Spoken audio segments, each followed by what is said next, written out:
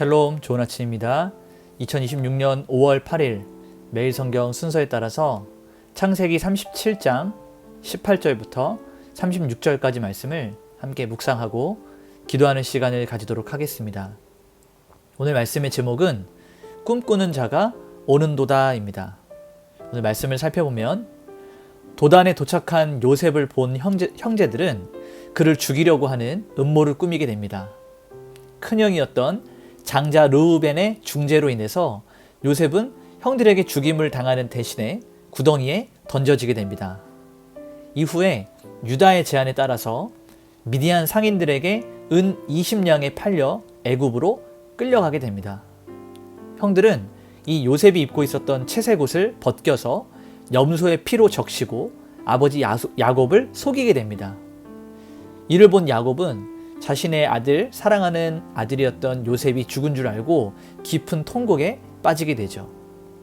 인간의 잔혹한 범죄와 또 동생을 향한 형들의 시기심이 승리한 것처럼 보여지지만 이 본문의 마지막 절은 요셉이 애굽의 시위대장 보디발의 집에 팔렸다라고 기록을 하면서 하나님의 거대한 섭리가 나타나고 있음을 보여주고 있습니다.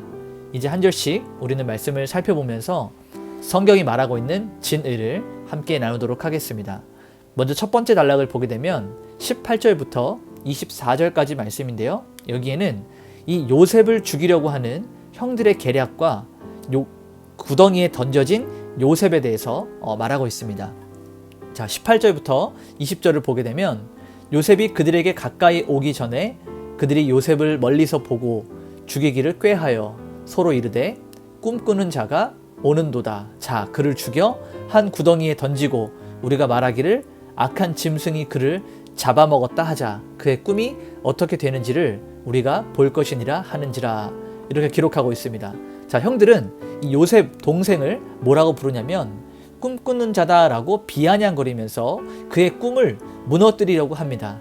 사실 이 요셉이 꿈 이야기를 했을 때 형들은 굉장히 화를 냈고 아버지 야곱은 그 마음에 아들의 꿈을 새겼다라고 기억하였다라고 말하지만 사실 형들도 이 요셉의 꿈을 기억을 하고 있었습니다. 굉장히 불쾌한 마음으로 또 시기하는 마음으로 질투하는 마음으로 편치 않은 마음으로 이 동생의 꿈을 기억하고 있었는데 우리가 그를 죽이고 그를 팔아버리고 나면 그의 꿈이 어떻게 되는지 한번 지켜보자라고 이렇게 이야기하는 것이죠. 단순히 동생에 대한 미움으로 이러한 일들을 계략했지만 사실은 자기들도 모르게 하나님이 계획하시고 인도하시는 그 주권적인 계획에 대한 도전을 하게 되는 이런 죄악을 저지르게 되는 것입니다.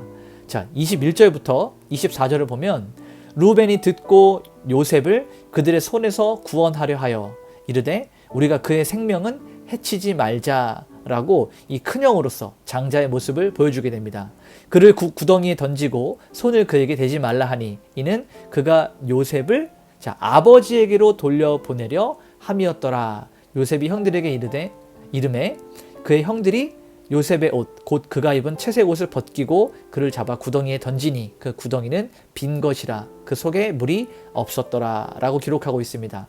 자, 요셉의 정체성이었던 이 채색 옷이 벗겨집니다. 그리고 죽음의 상징이었던 그 빈 구덩이에 던져지게 되죠. 박윤선 목사님은 물이 없었던 그 구덩이가 요셉이 처한 절망적인 고립과 고통을 아주 선명하게 보여주는 장치다라고 설명을 하고 있습니다. 두 번째 단락을 보게 되면 25절부터 28절까지 말씀인데요. 여기에는 이 유다의 제안과 애굽으로 팔려가게 되는 요셉의 이야기가 적혀 있습니다. 25절부터 27절을 보면 그들이 앉아 음식을 먹다가 눈을 들어본즉 한 무리의 이스마엘 사람들이 길르앗에서 오는데 자, 유다가 자기 형제에게 이르되 우리가 우리 동생을 죽이고 그의 피를 덮어둔들 무엇이 유익할까? 자, 그를 이스마엘 사람들에게 팔고 그에게 우리 손을 대지 말자. 그는 우리의 동생이요 우리의 혈육이니라 하매 그의 형제들이 청종하였더라. 자, 요셉이 구덩이에서 살려달라고 굉장히 애걸하는 동안 형들에게 막 간구하는 동안 형들은 그 옆에서 태연하게 음식을 먹고 있습니다. 유다의 이 제안은 사실 얼핏 보면 굉장히 자비로운 것 같아요. 우리가 그를 죽이지 말고 팔아버리자. 그러나 그 이면에는 자신의 형제를 상품으로 취급을 해서 일정의 수익을 챙기려고 하는 이 세속적인 계산들이 담겨 있었다는 것을 우리는 볼 수 있어야 합니다. 자, 28절을 보니까 그때 미디안 사람 상인들이 지나가고 있는지라 형들이 요셉을 구덩이에서 끌어올리고 은 20에 그를 이스마엘 사람들에게 팔매 그 상인들이 요셉을 데리고 애굽으로 갔더라. 자, 노예 당시에 노예의 가격이 은 20이었는데 요셉을 노예 가격으로 값을 받고 팔아버립니다. 이 장면은 훗날 은 30에 팔리셨던 예수 그리스도의 고난을 미리 예표적으로 보여주는 장면입니다. 자, 세 번째 그리고 마지막 단락인 29절부터 36절을 보게 되면 하나님의 보이지 않는 섭리가 나오게 됩니다. 31절부터 33절의 말씀을 보면 그들이 숫염소를 잡아 그 옷을 피에 적시고, 자, 이제 형들이 야곱의 채색 옷을 벗겨서 그 채색 옷에 숫염소의 피를 묻히게 되는 그러한 장면이 나오게 됩니다. 그리고 그의 아버지에게로 가지고 가서 이르되 우리가 이것을 발견하였으니 아버지의 아들의 옷인가 보소서 하매 아버지가 그것을 알아보고 이르되 내 아들의 옷이라 악한 짐승이 그를 잡아먹었도다. 요셉이 분명히 찢겼도다 하고. 자, 여러분 여기서 우리가 한 가지 기억해야 되는 동물이 있습니다. 바로 숫염소죠. 이 염소는 과거에 야곱이 자기의 아버지였던 이삭을 속였을 때, 그러니까 아버지 이삭에게 축복을 받으려고 할 때 이 염소의 가죽을 자신의 팔과 몸에 붙여서 형 에서였던 그런 흉내를 내는 이 장면과 똑같은 장면으로 당하게 되는 것입니다. 자기가 하나님 앞에 축복은 받았지만 거짓을 행하고 자신이 비열하게 했던 그 죄를 저질렀던 부분들에 대해서는 분명하게 보응을 받게 되는 것이죠. 염소로 속였던 자가 염소로 속임을 당하는 이런 하나님 나라의 섭리를 우리는 보게 됩니다. 자, 마지막 34절부터 36절을 보면 자기 옷을 찢고 굵은 배로 허리를 묶고 오래도록 그의 아들을 위하여 애통하니, 야곱이 슬퍼하는 거예요. 가장 슬픈 표현, 굵은 배로 허리를 묶고 그를 위해서 애통하는 것, 옷을 찢는 것, 이게 히브리인들의 가장 슬픈 표현 방법입니다. 그 미디안 사람들은 그를 애굽에서 바로의 신하 시위대장 보디발에게 팔았더라. 자, 이 아들들 야곱의 12아들들 요셉을 제외하고 나머지들은 아버지 야곱을 굉장히 위로했어요. 자신들이 팔아넘겼지만 이것들을 거짓으로 가장해서 정말 슬픔을 위로한 이런 위로를 아버지에게 건네지만 이 야곱은 위로를 거절합니다. 그런데 성경은 그들의 슬픔과 위로 이 장면을 다루지 않고 요셉이 보디발의 집에 잘 도착했다, 그에게 팔렸다라고 우리에게 알려주고 있습니다.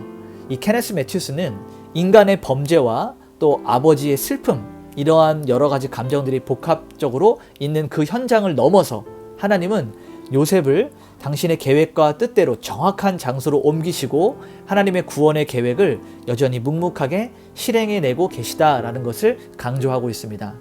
그래서 오늘 우리가 이 말씀들을 원포인트로 정리하면 인간의 잔혹한 그 시기심과 질투, 그리고 거짓, 그리고 요셉의 채색 옷을 찢었던 그러한 일들이 요셉을 구덩이로 던지고 노예의 시장으로 팔아버렸지만 하나님은 그들의 악한 행위까지 선하게 사용하셔서 이 요셉을 약속의 땅 바깥이었던 애굽 땅에서 중심부에서 하나님의 계획과 역사를 이루시기 위해서 보호하시고 인도하신다라는 거예요. 앞으로 하나님께서 이스라엘 백성들을 구원해 내시는 그 구원의 섭리를 위해서 요셉을 가나안 땅에서 애굽 땅으로 옮기시는 일들을 하나님께서 친히 하셨다라는 것입니다. 오늘 우리가 이렇게 말씀을 정리하면서 삶 가운데 이렇게 적용할 수 있었으면 좋겠습니다. 먼저 우리가 처한 현실의 고난이 우리를 좀 초라하게 만들지라도 우리 안에 두신 하나님의 약속, 하나님의 계획, 하나님의 뜻은 결코 파괴되거나 변하지 않는다는 그 사실을 기억하면서 신뢰하기를 소망합니다. 또 우리가 이해할 수 없는 억울한 일들을 당했을 때 그 사건의 마침표를 찍기까지 하나님의 섭리가 계속해서 이어져 간다는 것을 기억하면서 우리 오늘 이 말씀을 기억하고 삶 가운데 좀 적용할 수 있기를 소망합니다. 같이 한번 기도하겠습니다. 하나님, 인간의 시기심과 미움으로 형제를 미워하는 구덩이에 던지는 그러한 잔인함이 우리 안에 있진 않은지 돌아보게 하여 주시옵소서. 어떤 상황 가운데서도 하나님께서 우리에게 주신 그 생명을 귀하게 여기는 아버지의 마음, 긍휼의 마음을 우리에게 허락하여 주시옵소서. 가장 어두운 구덩이에 던져질 것 같은 그런 시기를 보낼 때 애굽 보디발의 집으로 이끄셨던 하나님의 세밀한 손길을 우리도 보게 하시고 섭리를 완성해 나가시는 하나님의 그 시선을 우리도 가지게 하여 주시옵소서. 이렇게 한번 기도하면서 오늘 하루를 하나님께 온전히 올려드리도록 하겠습니다. 기도하시겠습니다.